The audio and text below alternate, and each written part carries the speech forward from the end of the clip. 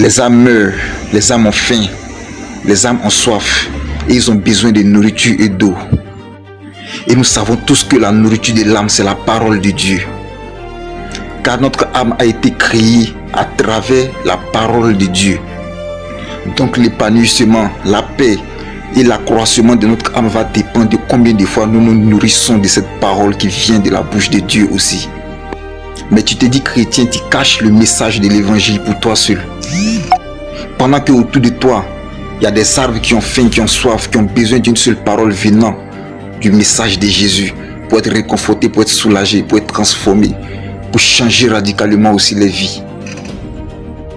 Mais tu gardes la parole de Dieu, Jésus, pour toi seul, pendant que ton entourage meurt.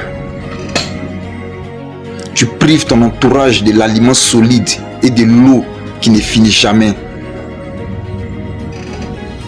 Car le corps du Christ sacrifié à la croix est un aliment solide et son sang versé pour la rédemption de notre péché est de l'eau qui ne finit jamais jusqu'à la vie éternelle.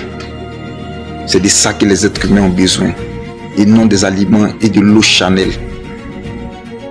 Donc si tu te dis chrétien, annonce l'évangile à ton entourage. Tu sais, je te dis une seule chose. L'évangile ne vient pas cibler la quantité, mais elle vient plutôt cibler la qualité. Car la Bible dit, lorsque un seul est converti, le ciel en joie. Le plus important, c'est pas de sauver tout le monde, mais c'est de sauver ceux qui veulent être sauvés réellement. Fais ta part et le reste, Dieu s'en chargera. Mais le fait de ne pas annoncer une vérité que toi-même tu le sais